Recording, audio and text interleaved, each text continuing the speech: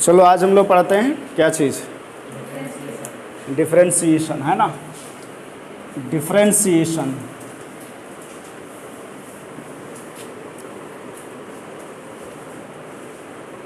ठीक है। डिफरेंशिएशन करना सीखेंगे हम लोग, मतलब फंक्शन का डेरिवेटिव निकालना सीखना है, फंक्शन का डेरिवेटिव। तो आप लोगों को मालूम होगा कि अगर y equal to F X एक फंक्शन है, y equal to F X कैसा फंक्शन होना चाहिए, कंटिन्यूअस फंक्शन, यानी ये डिफरेंशिएबल फंक्शन होना चाहिए, ठीक है। तो इसका जो डेरिवेटिव होता है, इसका जो डेरिवेटिव होता है, डेरिवेटिव क्या होता है, dy बाय डी एक्स। आप लोगों ने कंटिन्यूटी और डिफरेंशियबिलिटी पढ़ रखा है, पढ़ा है कि नहीं, कहाँ पढ़ा, ऑनलाइन में ज्वाइन कौन कौन कर रहा था। अच्छा, जो नहीं पढ़ा उसको एक बार और पढ़ा दिया जाएगा, ठीक है। तो derivative y equal to F X, यानी x के रिस्पेक्ट में जो डेरिवेटिव होता है इसको कैसे दिखाते हैं, dy बाय डी एक्स से, और इक्वल टू ये क्या होगा, एफ डैश एक्स। देखो d by D X actually हुआ क्या है कि d बाय डी एक्स के अंदर y आया है और इधर d बाय डी एक्स के अंदर कौन, एफ एक्स, यानी y का हम लोग डिफरेंशिएशन कर रहे हैं किसके रिस्पेक्ट में, x के रिस्पेक्ट में। ये जो d बाई डी एक्स है ना, ये ऑपरेटर है, d बाई डी एक्स क्या चीज़ है, ऑपरेटर है, ठीक है। तो इसको हम लोग ऐसे लिख लेते हैं, dy बाय डी एक्स। ये मत समझना कि ये d और y एक साथ चिपका हुआ है, dx आपस में चिपका हुआ है ना। d बाय, ये वास्तव में कैसा है, इस तरह से d by D x of Y, d by D x of Y. अब इसका देखो, ये जो फर्स्ट ऑर्डर डेरिवेटिव इसको बोला जाता है first order derivative, first order derivative इसको अपन बोलते हैं। तो ये फर्स्ट ऑर्डर डेरिवेटिव का मीनिंग क्या है, फर्स्ट ऑर्डर डेरिवेटिव का मीनिंग क्या है, तो इसका भैया दो मीनिंग है, ठीक है। इसका कितना मीनिंग है, टू मीनिंग्स है इसका। देखो टू मीनिंग्स है, एक आपका फिजिकल मीनिंग और जियोमेट्रिकल मीनिंग, फिजिकल मीनिंग और जियोमेट्रिकल मीनिंग, ठीक है। फिजिकल मीनिंग क्या है dy बाई डी एक्स का, फिजिकल मीनिंग है dy बाई डी एक्स का instantaneous rate of change in y with respect to x। क्या बोला, instantaneous rate of change in y with respect to x। जैसे आप लोग क्या करते हो, एग्जाम्पल के लिए जो इंस्टेंटेनियस वेलोसिटी निकालता है, 11th क्लास में पढ़ा है, इंस्टेंटेनियस वेलोसिटी क्या होता है, जैसे x डिस्प्लेसमेंट है तो dx बाय dt, तो क्या हुआ, वेलोसिटी क्या होता है, dx बाय dt। उसमें क्या है, instantaneous change in displacement with respect to time, तो वेलोसिटी होता है। आप वही बोलते ना, rate of change of displacement with respect to time is called velocity. तो ये फिजिकल मीनिंग यही हो गया। और ज्योमेट्रिकल मीनिंग क्या है dy बाई डी एक्स का, ज्योमेट्रिकल मीनिंग है कि ये जो है dy by D x represent करता है स्लोप ऑफ टेंजेंट को। किसको रिप्रेजेंट करता है, स्लोप ऑफ टेंजेंट को, रिप्रेजेंट स्लोप ऑफ टेंजेंट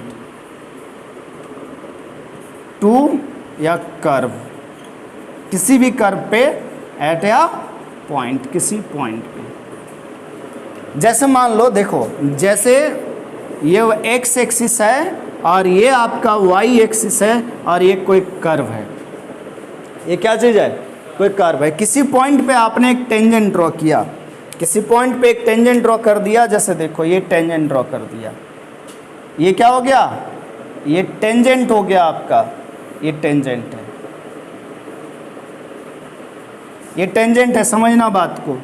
और ये देखो ये जो टेंजेंट है एक्स एक्सिस से एंगल थीटा बना रहा है। क्या बना रहा है? Angle theta. और ये जो कर्व है ये y equal to F X है। तो आप लोग क्या करते हो, याद करो 11th क्लास का ज्योमेट्री थोड़ा सा।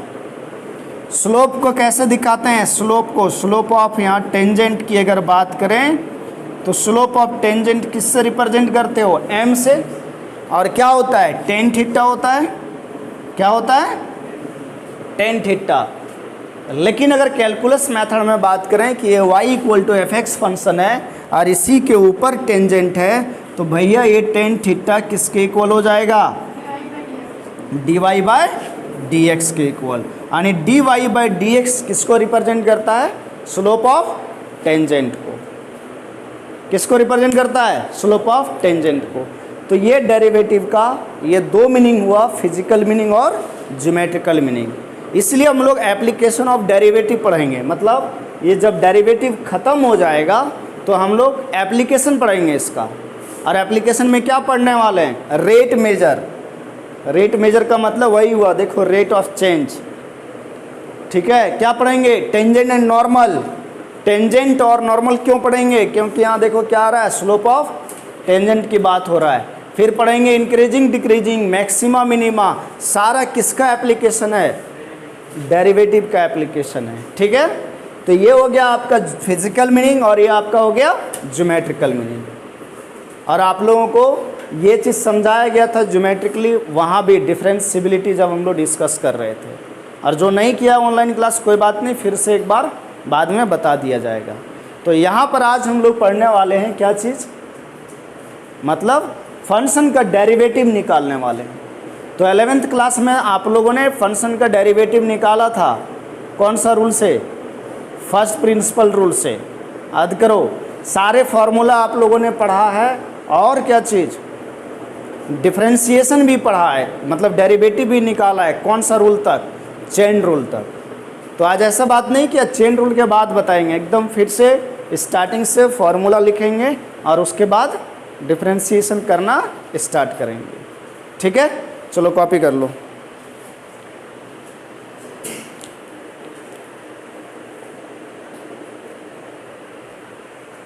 ओके, देखो जैसे क्या हुआ कि dy बाई डी एक्स को हम लोगों ने क्या बोला? First order derivative. First order derivative. ठीक है, और फर्स्ट ऑर्डर डेरिवेटिव का आप लोगों ने मीनिंग देख लिया, ज्योमेट्रिकल और फिजिकल मीनिंग दोनों। ठीक है, अब जैसे ये भैया अगर y equal to F X है, यहाँ से ध्यान देखना, इधर रफ में भी और यहाँ लिखेंगे हम लोग।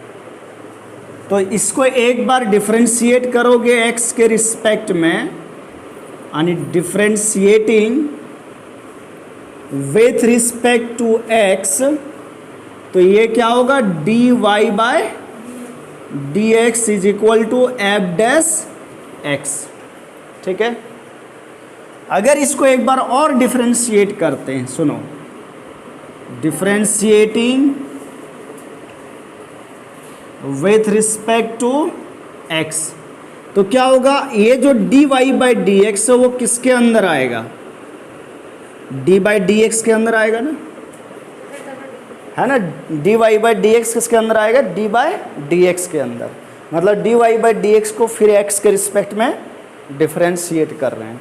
और ये जो एक डैश लगा है ना, ये डबल डैश हो जाएगा। अब देखो इसको लिखने का तरीका बताओ। तुम लोग को अभी बताया था ना कि ये दोनों मल्टीप्लाई में है, यहाँ पर दोनों चिपका हुआ नहीं है ना, तो ये d इंटू डी क्या हो जाएगा? डी स्क्वायर, और ये y रहेगा अलग। और यहाँ देखो dx into D x, D X का स्क्वायर हो जाएगा, dx का क्या हो जाएगा? स्क्वायर। तो ये f डबल डैश x। इसी तरह से आगे आप डिफरेंशिएट करते जाओगे तो आगे इसी तरह मिलता रहेगा। ये हो गया सेकेंड ऑर्डर डेरिवेटिव। क्या हुआ? Second order derivative. आगे एक बार और डिफरेंशिएट करोगे तो क्या मिलेगा? Third order derivative. इसी तरह से फोर्थ ऑर्डर डेरिवेटिव। और अगर इस तरह से n टाइम्स करते रहो तो लास्ट में मिलेगा nth ऑर्डर डेरिवेटिव। लेकिन आप लोग समझा ना कि ये कैसे लिखा गया d2y/dx², है ना? ठीक है, तो देखो हम लोग लिख लेते हैं। हम लोगों को पढ़ना है सेकेंड ऑर्डर डेरिवेटिव तक। कहाँ तक पढ़ना है? सेकेंड ऑर्डर डेरिवेटिव तक। तो इसका मतलब पता होना चाहिए, ये d2y/dx2 this is second order derivative, second order derivative. और आगे जाएं तो d3y/dx3 बताओ। अच्छा, इसको और किससे रिप्रेजेंट करते हैं? इसका और रिप्रेजेंटेशन क्या होता है? f डैश x, और रिप्रेजेंटेशन होता है y डैश, और रिप्रेजेंटेशन होता है y1।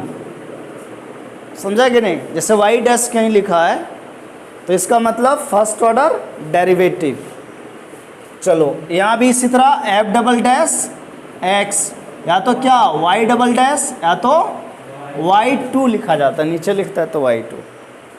अब देखो d3y/dx3 थर्ड ऑर्डर डेरिवेटिव, यानी f dash triple dash x, या तो क्या y ट्रिपल डैश, या तो क्या y3। ये सभी क्या है? थर्ड ऑर्डर डेरिवेटिव है। ये सभी थर्ड ऑर्डर डेरिवेटिव हुआ आपका। और इसी तरह से चलता जाएगा तो dny/dxn आएगा। और अब यहाँ देखो n बार डैश डैश तो लगाया नहीं जा सकता है, n बार डैश डैश लगाया जा सकता है क्या? नहीं लगाया जा सकता है ना n बार डैश डैश। तो क्या वो कर देते हैं, fnx लिख देता है इस तरह से। अब यहाँ क्या लिख देगा, yn पावर में, और नीचे क्या yn। तो ये कौन सा डेरिवेटिव हो गया?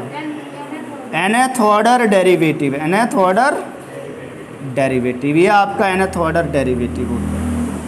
चलो राइट डाउन कर लो, लिख लो।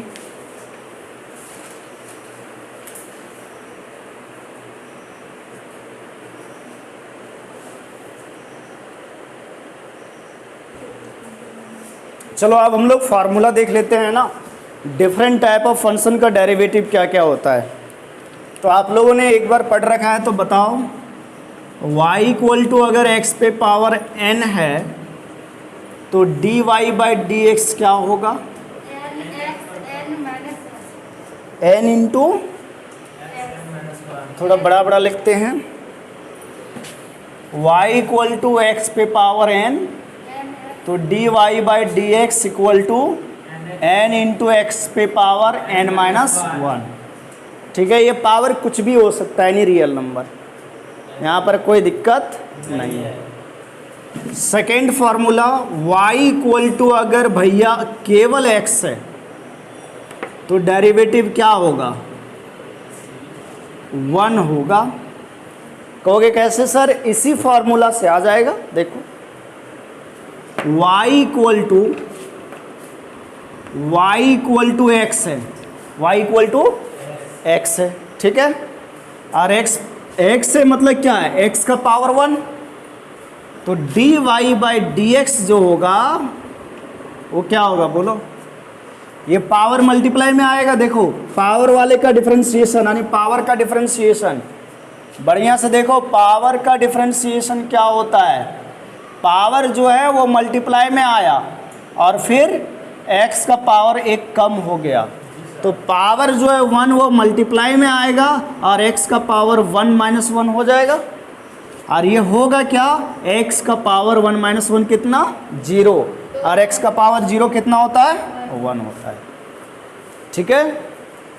तीसरी बात, तीसरा फॉर्मूला क्या याद रखना है आपको कि y = √x का जो डेरिवेटिव होगा dy/dx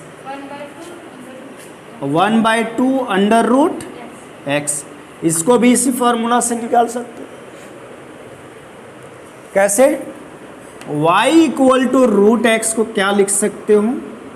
x का पावर 1/2, और जब आप डेरिवेटिव करोगे इसका तो ये 1/2 पावर मल्टीप्लाई में आएगा और x का पावर क्या हो जाएगा? n-1, यानी 1/2, n के जगह 1/2 -1, और ये आएगा 1/2 x का पावर 1/2 - 1 इज -1/2, यानी 1 बाय, ये माइनस पावर इसको नीचे लाओगे तो x का पावर 1/2 आ जाएगा। 2 इंटू एक्स पे पावर 1/2 और x के पावर 1/2 को क्या लिखते हैं, रूट x।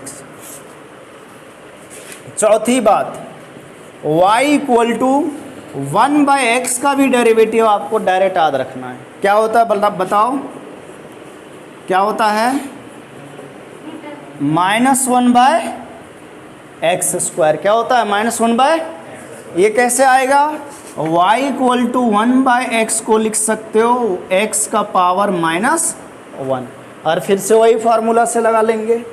पांचवी बात, y इक्वल टू कोई कांस्टेंट है तो इसका डेरिवेटिव क्या होगा, 0 होगा। ध्यान रखना, कांस्टेंट का डेरिवेटिव 0।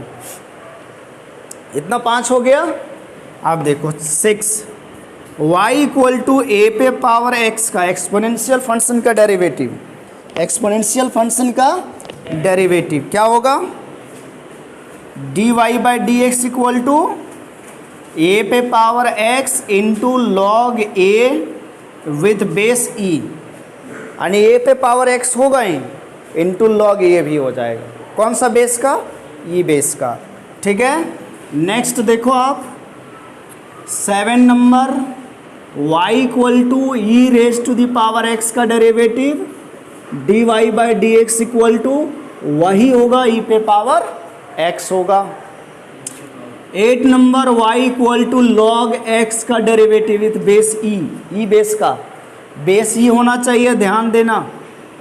अगर बेस कोई दूसरा होगा तो बेस e बना लेंगे पहले, ठीक है, बेस क्या बना लेंगे, ये। तो इसका डेरिवेटिव जो dy/dx आएगा वो 1/x आएगा। 9th नंबर, अब देखो कौन कौन सा फंक्शन हो गया, x पे पावर वाला हो गया, सब कांस्टेंट हो गया, एक्सपोनेंशियल हो गया, लॉगरिदम हो गया। अब ट्रिग्नोमेट्री वाला आता है, कितना ट्रिग्नोमेट्री है, 6, तो 6 है ना, साइन कॉस सब, ठीक है, सब आएगा कि नहीं। तो y equal to sine x का डेरिवेटिव क्या होगा, dy/dx कॉस x होगा।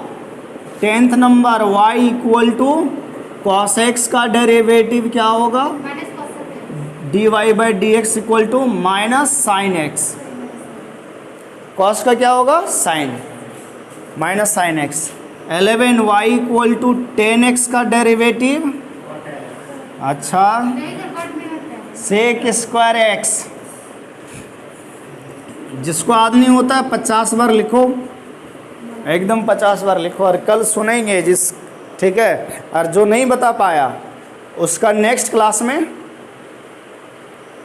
50 बार लिखा हुआ देखेंगे, ठीक है। y equal to cot x, तो dy/dx बराबर माइनस cos² x। जब मेरे को याद हो सकता है तो सभी लोगों को याद हो सकता है, ठीक है। आप देखो y equal to sec x, तो dy/dx equal to sec x into 10x। 14 number, y equal to cosec x, this implies that dy/dx equal to minus cosec x into cot x, minus cosec x into cot x। तुम एक चीज़ ध्यान दो, जो c से start है उसका minus में आया है कि नहीं। अच्छा, और भी है, जैसे ट्रिग्नोमेट्रिक फंक्शन है तो वैसा इन्वर्स ट्रिग्नोमेट्रिक फंक्शन भी होता है। कुछ लोगों ने अटेंड किया होगा क्लास, कौन कौन, कोई अटेंड किया था, नहीं, चलो कोई बात नहीं, फिर बाद में बता दिया जाएगा, ठीक है, शुरू से। आप देखो, तो इसी तरह से ना 6 इन्वर्स ट्रिग्नोमेट्रिक फंक्शन होता है, कितना, 6 इन्वर्स ट्रिग्नोमेट्रिक फंक्शन होता है। तो कौन कौन सा, जैसे y equal to sine inverse x, जान रहे हो, और देखो दिख रहा है कि नहीं दिख रहा है, कहाँ,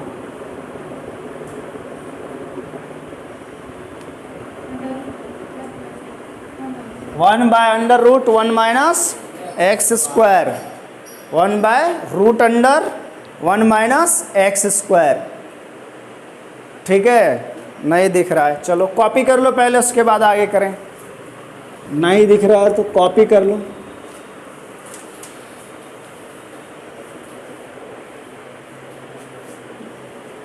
नोट डाउन करो जल्दी से।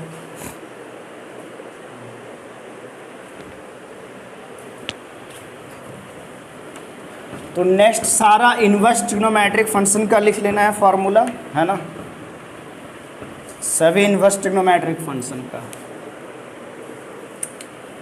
जैसे 15 नंबर y इक्वल टू, सबसे पहले टेन इनवर्स का लिख लेते हैं, टेन इनवर्स x का। तो क्या होगा, dy by D x is equal to 1/1 plus x square. क्या होगा बताओ टेन इनवर्स x का, 1/1 प्लस एक्स स्क्वायर, ठीक है। 16 number y equal to sine inverse x।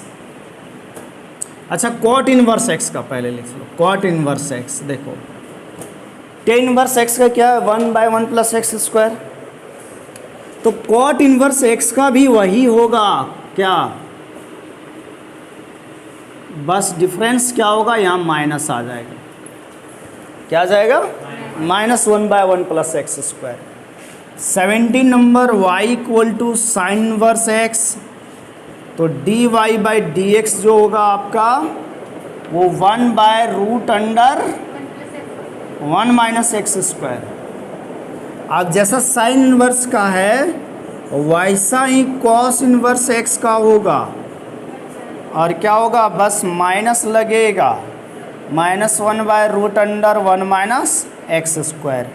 19 number y equal to कौन बच गया, सेक इनवर्स x। तो dy by D x equal to 1 divided by x mod x into x square minus 1। अब जैसा सेक inverse x का है वैसा ही किसका रहेगा, कॉसेक इनवर्स x का। तो y equal to cosec inverse x, this implies that dy by D x equal to -1 by mod x √x square minus 1। ठीक, कोई दिक्कत नहीं यहाँ तक। तो ये चीज़ तुम्हें अभी 20 फार्मूलाज याद रखना है। चलो लिख लो फटाफट। तो चलो हम लोग कुछ थ्योरम्स की बात कर लेते हैं ना। आज जैसे फर्स्ट थ्योरम क्या है कि derivative of k into F X, यानी कहने का मतलब अगर फंक्शन में कोई कांस्टेंट मल्टीप्लाई है, जैसे एफ एक्स फंक्शन हुआ और क्या मल्टीप्लाई इसके साथ, कांस्टेंट k, तो k जो है ना कॉमन आ जाएगा, यानी k बाहर हो जाएगा। तो क्या लिखा जाएगा, D by D x of F x, D by D x of F x. ठीक है, तो ये फर्स्ट थ्योरम है कि भैया अगर फंक्शन में कोई कांस्टेंट मल्टीप्लाई है फंक्शन में, तो वो कांस्टेंट को बाहर हो जाएगा और डेरिवेटिव किसका होगा, फंक्शन का। मतलब कांस्टेंट कॉमन, फंक्शन का डेरिवेटिव। जैसे एग्जांपल से समझो, जैसे y equal to 3 sine x लिखा हुआ है और हमें फाइंड करना है dy by D x, correct. तो क्या होगा, y equal to 3 sine x, तो क्या लिखेंगे, dy बाई डी एक्स। ये 3 बाहर रहेगा और डेरिवेटिव किसका होगा, साइन एक्स का डेरिवेटिव होगा। किसका डेरिवेटिव होगा, साइन एक्स का। देखो डी बाई डी एक्स के अंदर कौन है, साइन एक्स है। तो क्या आ जाएगा, this imply that d y by D x is equal to 3 sine का डेरिवेटिव कॉस एक्स। ये आंसर हो जाएगा। आई बात समझ में, कोई दिक्कत नहीं यहाँ तक।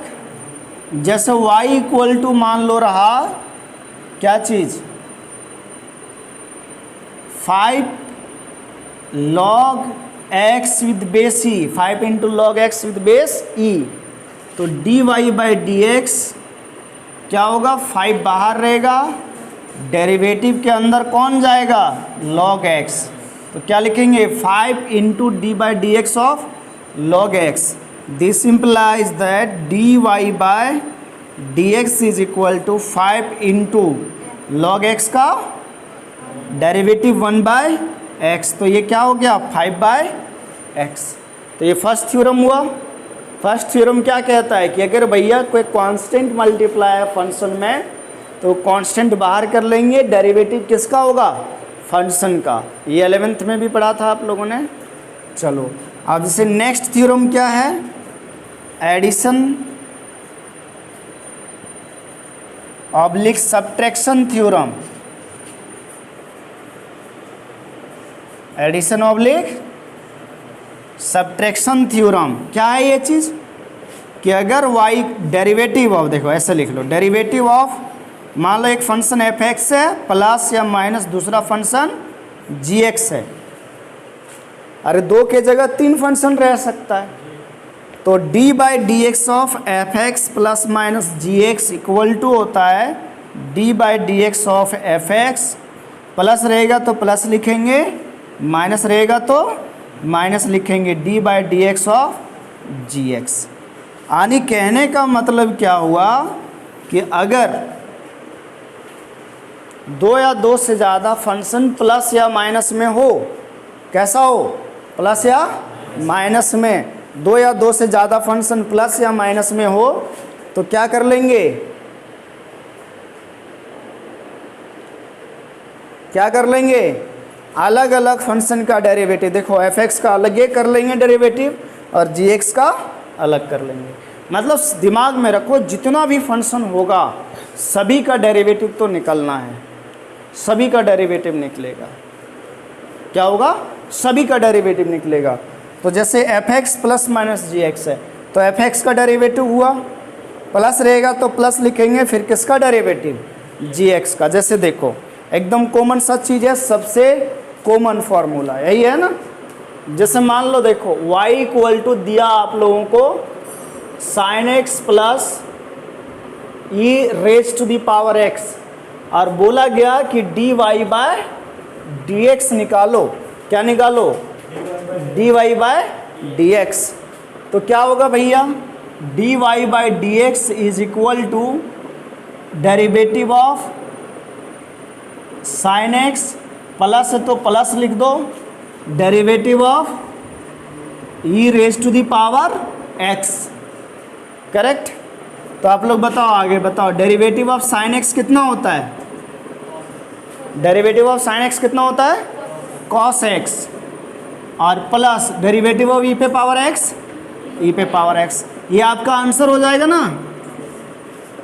आगे चल करके ये लिखना भी जरूरी नहीं रहेगा, डायरेक्ट क्या करेंगे, dy/dx equal to sin x का और e पे पावर x का e पे डायरेक्ट लिखेंगे, है ना। जैसे मान लो दूसरा क्वेश्चन है आपके पास, y equal to x cube minus 4x² plus √x plus 5। आपको चाहिए क्या, dy/dx निकालना है। आपको क्या निकालना है, dy/dx। तो देखो ध्यान से, dy/dx जो हो जाएगा वो क्या हो जाएगा, डेरिवेटिव ऑफ x³, करेक्ट। यहाँ माइनस है तो माइनस, और बताया था 4 बाहर रहेगा, 4 डेरिवेटिव ऑफ x², फिर क्या चीज़ है, प्लस, प्लस है ना, तो क्या लिखेंगे, प्लस डेरिवेटिव ऑफ किसका, √x का, और प्लस 5 है ना, 5 का डेरिवेटिव कितना, 0, कांस्टेंट का 0। तो dy/dx इक्वल टू 3 × x² हो गया, माइनस 4 इंटू, यहाँ इंटू है, x² है तो 2 मल्टीप्लाई में आया, और इंटू x का पावर 1 कम हो गया, और √x का बताओ, 1/2 इंटू √x, यही बताया था। इसको थोड़ा सिंप्लीफाई कर लेते हैं तो 3x² minus 8x plus 1/2 into √x, ये आपके क्या हो गया, आंसर हो गया। तो क्या ये सब नहीं सॉल्व किया था, भूल गया सागर जी, भूला नहीं है ना। चलो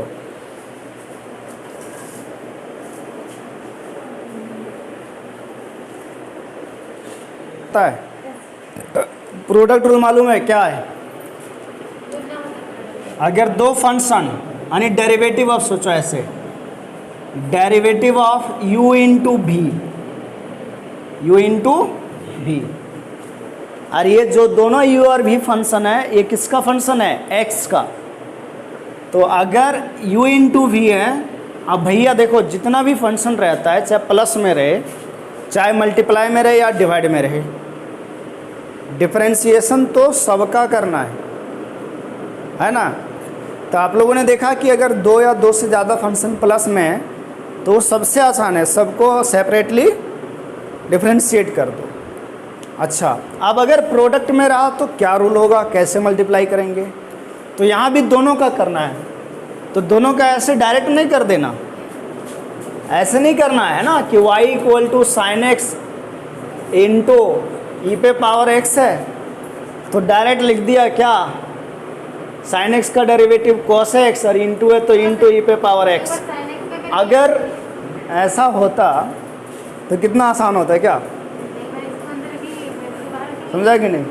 आप जैसे डिवाइड में रहता साइन एक्स बटे कितना, ई पे पावर x, और सर क्या कॉस एक्स और ई पे पावर x का, तो ये क्या है, गलत है ना? गलत कैसे है भैया? जब तुम फर्स्ट प्रिंसिपल से इसका डेरिवेटिव निकालोगे ना, जो फर्स्ट प्रिंसिपल मेथड है जो 11th में पढ़ा है, तो ये आंसर आएगा ही नहीं, ये आंसर बिल्कुल भी नहीं आने वाला है। ठीक है, तो क्या है रूल, कैसे डिफरेंशिएट करेंगे? ये भी कहाँ से निकला है, फर्स्ट प्रिंसिपल से निकला है, और जो निकला है वो फार्मूला हम लोग याद रख लेते हैं। अगर दो फंक्शन प्रोडक्ट में है तो डेरिवेटिव कैसे होगा, एक फंक्शन बाहर रहेगा और दूसरे फंक्शन का डेरिवेटिव, मतलब जैसे u को कॉमन ले लिया तो v का डिफरेंशिएशन, यानी सोचो एक एक करके डिफरेंशिएशन करना है। जैसे आपके सामने 3 लोग खड़ा है मल्टीप्लाई में, तो क्या करोगे, मान लो थप्पड़ जड़ना है तो कैसे जड़ेगा, एक हाथ से मारेगा थप्पड़, क्या तीनों को लगेगा क्या, एक एक करके मारना पड़ेगा ना। तो इसी तरह डिफरेंशिएशन भी एक एक करके करना है, एक फंक्शन का एक बार। चाहे प्रसाद देना है किसी को, मिठाई बांटना है तो एक एक करके बांटेगा ना, एक आदमी बांट रहा था, ऐसा क्या, ऐसे नहीं ना बांटेगा कि एक ही बार सभी लोगों के पास चला जाए। तो एकदम सेम कॉन्सेप्ट डिफरेंशिएशन में एक एक करके डिफरेंशिएशन होता है। अच्छा, आपने प्लस वाला डिफरेंशिएशन किया, क्या सबका एक ही बार कर दिया? पहले एक का किया, फिर दूसरे का किया, मतलब एक का किया, माइनस था तो माइनस लिखा, फिर किया ना, ऐसा नहीं कर दिया एक ही बार। ठीक है, तो एक एक करके डिफरेंशिएशन। तो मल्टीप्लाई वाला कैसे होगा, एक फंक्शन को कॉमन रखेंगे, मल्टीप्लाइड बाय दूसरा फंक्शन का डेरिवेटिव, मल्टीप्लाइड बाय दूसरे फंक्शन का डेरिवेटिव, फिर प्लस अगर दूसरा फंक्शन कॉमन और जो पहला है उसका डेरिवेटिव। यहाँ पर u और v जो है आर फंक्शन ऑफ किसका है, x का। तो ये रूल आप लोग को पता चल गया क्या है, प्रोडक्ट रूल। जैसे मान लो कल को 3 फंक्शन रहता मल्टीप्लाई में, जैसे कौन, u, v और w, तो भैया एक ही साथ तो करेंगे नहीं, गेट बंद कर दो, एक ही साथ तो डेरिवेटिव करेंगे नहीं, एक साथ नहीं करना होगा, एक एक करके करेंगे। 3 लोग खड़ा है प्रोडक्ट में, कितने लोग हैं, 3, तो क्या करेंगे, 2 फंक्शन को बाहर रखेंगे, एक का करेंगे। चलो मान लो आप किसी का भी एक कर सकते हो, किसी का भी प्रोडक्ट में है ना, जैसे u को पहले बाहर लिया, कोई ज़रूरी नहीं आपने पहले v को ले लेना, u का कर लेना, क्योंकि बीच में क्या है, प्लस। तो अगर हम u और v को बाहर रख लेते हैं तो w का डिफरेंशिएशन, फिर प्लस इस बंदे का हो गया। अगर v का कर लेते हैं, चलो तो u और w को बाहर रखा, v का डिफरेंशिएशन, मतलब v को dy बाई dx के अंदर ले गया। अब बेचारा कौन छूट गया, u, फिर प्लस लिखेंगे तो v और w बाहर और u का डिफरेंशिएशन, ऐसा एक एक करके, है कि नहीं, एक एक करके। यहाँ पर अगेन क्या चीज़ है कि u, v and w are function of x है। किसका फंक्शन है, x का फंक्शन है। कोई दिक्कत? जैसे एग्जाम्पल, अब जैसे क्वेश्चन कर लें कि y equal to x into sine x रहा, तो भैया d y by D x क्या है। अच्छा, फंक्शन पहचान में आता है ना, फंक्शन अगर किसी को दिक्कत है फंक्शन में तो मतलब वीडियो अपलोड हो रहा है, ठीक है, फंक्शन पहचान में आता है ना, ये x है और ये साइन x है और इसके बीच में क्या है, गुना, मल्टीप्लाई है ना, मल्टीप्लाई। तो यहाँ दो फंक्शन है x और साइन x, और 11th में तो पूरा फंक्शन पढ़ा था एकदम जम करके। तो y equal to x into sine x, तो बताओ क्या होगा, y equal to x into sine x, तो d y by D x क्या होगा, नीचे दिख रहा है। अब देखो x को कॉमन ले लिया और डेरिवेटिव किसका, साइन x का, प्लस अगर साइन x को बाहर रख लेंगे और डेरिवेटिव किसका होगा, x का। देखो इसके जैसा दिख रहा है कि नहीं। चलो आगे देखो, तो d y by D x equal to क्या हो जाएगा, this implies that d y by D x, x बाहर है, बताओ साइन का डेरिवेटिव। अब देखो साइन का डेरिवेटिव कॉस एक्स होता है, अगर कॉस एक्स लिखोगे तो ये डी बाई डी एक्स फिर से मत लिख देना, है ना। तो साइन एक्स का कॉस एक्स, बीच में प्लस, तो प्लस साइन एक्स और एक्स का कितना 1, एक्स का कितना हो गया 1। तो बताओ अब डेरिवेटिव क्या होगा, हाँ, d y by D x equal to x cos x plus sine x, correct. मान लो दूसरा क्वेश्चन हमने लिया, क्या ले लिया, जैसे y इक्वल टू ई पे power x into sine x, हमें क्या निकालना है, d y by D x क्या होगा।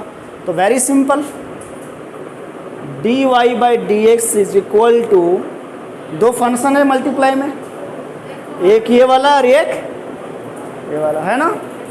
तो भैया ई पे पावर x कॉमन और डी बाई डी एक्स के अंदर कौन आएगा, साइन एक्स, फिर कितना प्लस ई पे पावर x कॉमन, अबर कौन साइन एक्स कॉमन और डी बाई डी एक्स के अंदर कौन जाएगा, ई पे पावर x। तो क्या हो जाएगा d y by D x, e x sine का derivative cos x plus sine x बाहर है, कुछ नहीं करना है, और ई पे पावर एक्स का डेरिवेटिव ई पे पावर एक्स ही होगा। थोड़ा और बढ़िया से लिख सकते हो, क्या क्या कॉमन आ रहा है, ई पे power x, very good. Sine x plus cos x भी लिख सकते हैं, वैसे cos x plus sine x भी लिख सकते हो। ये आपका क्या हो गया आंसर। तो और क्वेश्चन कल हम लोग करेंगे, ठीक है, चलो।